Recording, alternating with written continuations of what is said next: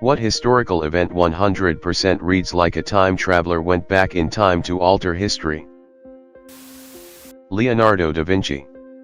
He could have been trying to get attention of other time travelers saying, "Hey, I'm stuck back here." The number of times we didn't go to nuclear war because of a false positive of a launch. Honestly, Stanislav Petrov should have statues in every country. I might have found a time traveler in Irish mythology. There's a mythological druid called Mugruth.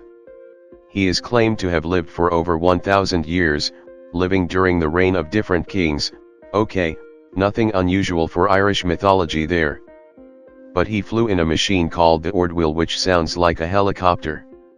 He wore a hornless bullhide and a bird mask, which sounds like a flight helmet/cap and respirator pilots use.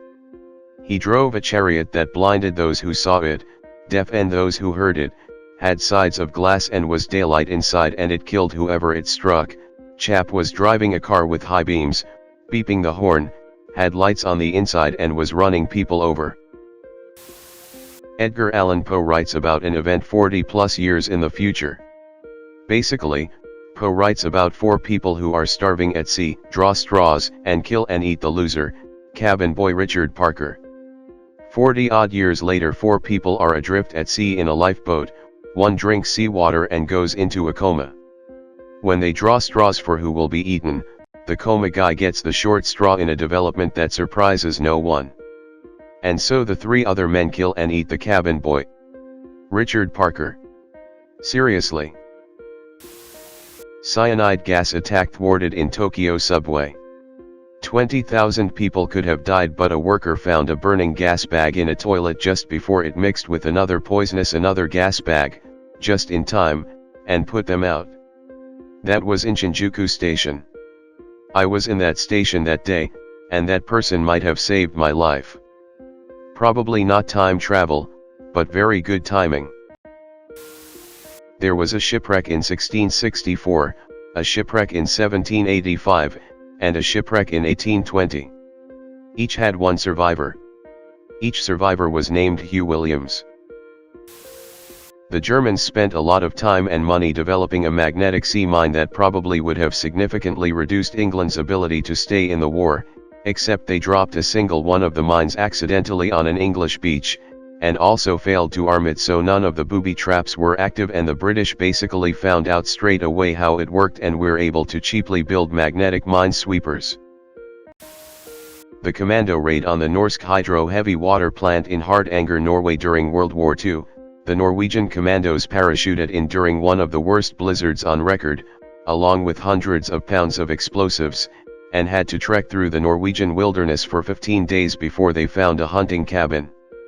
The English commandos who were supposed to link up with got shot down, and the only reason they were able to make it to the cabin was that they found one of the commandos' sled, which he had lost as a child. After that they had to hole up in the hunting cabin for months, waiting out the weather. They survived on moss until, on Christmas morning, one of the men managed to shoot a deer. They went on to destroy the heavy water plant as well as sink the ship carrying what heavy water had been produced, effectively ending any chance Nazi Germany had of developing atomic weapons. The story is even crazier and less plausible than I've described, but I'm on mobile so I've left some things out. I would say there is significant evidence Fidel Castro. Every single assassination attempt failed, sometimes because of wildly miscellaneous circumstances, including a sabotage diving suit that somehow got miraculously switched with someone else, who ended up drowning in his place. Dude holds the world record for over 600 attempts, I believe. When Andrew Jackson's assassin attempted to shoot him, both of his flintlock pistols misfired. Andrew Jackson had to be restrained after almost beating the assassin to death with his cane. The 2 flintlocks were examined after the incident and found to be in good condition. During the War of 1812, seems like a time traveler with weather control capabilities started a freak tornado that effectively ended the British occupation of Washington. More British soldiers were killed by the tornado's flying debris than by the guns of the American resistance. Da Vinci. The madman designed a tank in the 1500s. However, he designed the gearbox backwards to make any real version's wheels lock up and fail. He also designed a 12-barrel gun carriage, which is basically the machine gun on steroids, the early parachute, the double hull, the use of concentrated solar power, and a calculator. The man was several centuries ahead of his time. Tsutomu Yamaguchi survived both the bombings at Hiroshima and Nagasaki. Reads like a satirical time traveler story where the protagonist screws up his dates. Not really an event but more of a couple of subtle, though significant, influences. Eli Whitney, the guy who invented the cotton gin, helped cement cotton as a major cash crop which drove even further demand for slaves. He, infamously, made no money off the development, as it was a simple and easily copied machine, but cotton helped drive the economic growth of the South.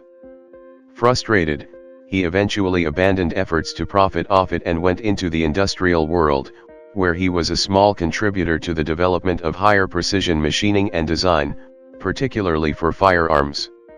This in turn helped drive the growth of industry in the North, which was a major factor in giving the North the might and materiel to defeat the South.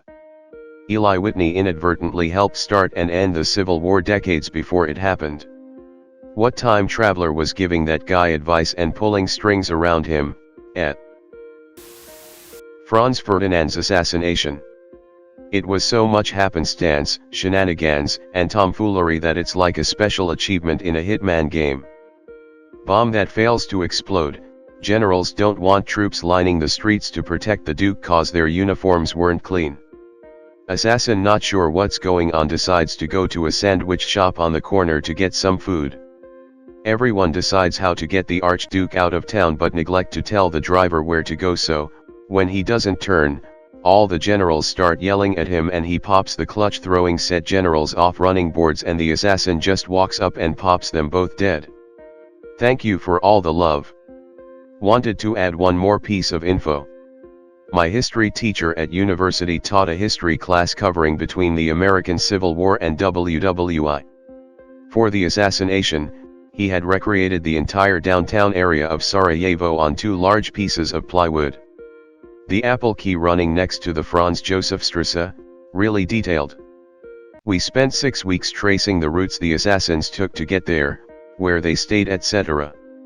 The big drop was at the end when our teacher told us, as part of his thesis on this, he went to Sarajevo in 1955 or so to finish his research, and one of his visits was to the WWI Museum in Sarajevo. While there he was speaking to one of the staff and found out that one of the conspirators, as part of his life sentence, was obligated to be the museum director and ensure the museum stays in working order. He was able to spend a couple weeks with him and was a trove of information not seen in history books. For the life of me, I can't remember the assassin's name. Tesla's AC polyphase system. 1 minute, we're in the Stone Age of electrical distribution, and the next, Buffalo, New York is being powered by the alternating current being generated at Niagara Falls by Tesla's genius system. The Russian writer Fyodor Dostoevsky was sentenced to death by firing squad, and just as they were preparing the groups to be shot, a messenger came with a letter from the Tsar forgiving them, and the sentence was changed to prison labor. He later went on to write some of the most influential novels of all time. Fidel Castro's assassination attempts being dodged is so unrealistic, really, he dodged about 600, that it feels like a time traveler went back and foiled every single one of them. If you read up on his life, you'll find there are so many times Adolf Hitler almost died, but somehow survived, that makes me think there was / a time traveler war going on. A faction trying to kill Hitler, because it's Hitler, and a faction preventing his death, because the guy who would replace him was even worse than Hitler. There have been at least 40 attempts to kill Hitler after he had risen to power. Sometimes they failed because the assailant couldn't get close enough, at least that's what they said afterwards, but a lot of them failed because of reasons that seem plausible if it happens once but begin to smell fishy when you look at all of them.